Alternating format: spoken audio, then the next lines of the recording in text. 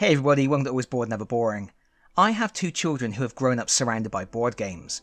Board games that often contain colourful painted miniatures and lavishly illustrated components that create fantastical worlds on the tabletop. So it's natural that my children would develop an interest in those games from an early age and want to play them. As a result, to a certain degree at least, in our house we got to bypass a lot of traditional games and games aimed at younger players. I consider myself very lucky that both of my children love gaming, and I can play games like Unmatched, Godzilla Tokyo Clash and Flamecraft with my daughter, or games like Five Nights at Freddy's Night of Frights and Labyrinth with my 6-year-old son. There is not a copy of Snakes and Ladders in sight. However, that's not to say we don't ever play toy shop games, those more mainstream titles you see advertised on television. My children are still children. My daughter loves Cluedo and Monopoly, and we have played more than a few games of Pie Face over the years. That means every now and again a game turns up in my house that is outside the realms of what I would normally talk about on the channel. And I expect about 6 people will end up watching this video, because today I'm talking about Bobby Pickett's favourite game, Monster Mash.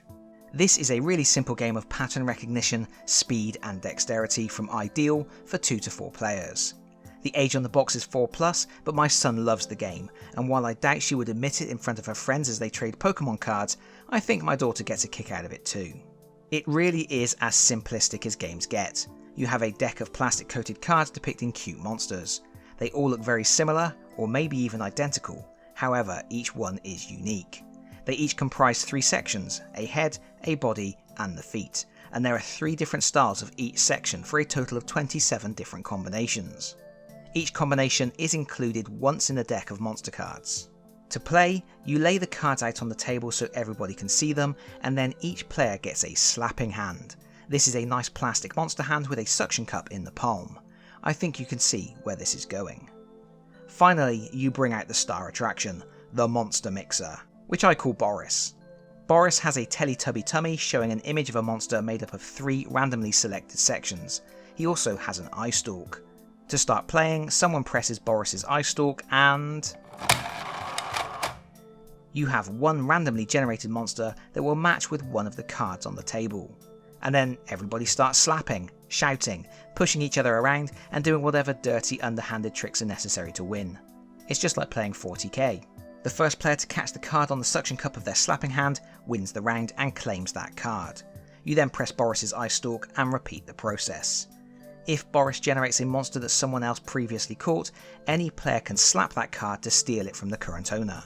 You may not want to play with that rule with very young children, as it is a bit mean. Of course, if you are playing with absolute savages, getting a card stolen is the least of your problems. Removing a suction cup from your forehead is a more pressing concern. This absolute chaos continues until one player has claimed 5 monsters, at which point everybody starts playing slap fights instead. And that's your lot, a very simple, very silly game. I think the artwork is great.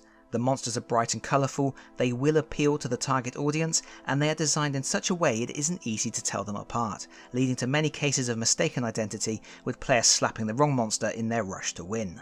And Boris is wonderful. He looks really fun and the mechanism that generates the random monster works well. The construction seems pretty solid, so it should last a good while. But a game like this doesn't have a lot of staying power.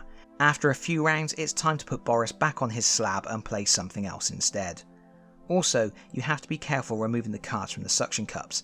If you aren't careful, the cards could easily crease. I find it's better to slide them off rather than attempting to pull them.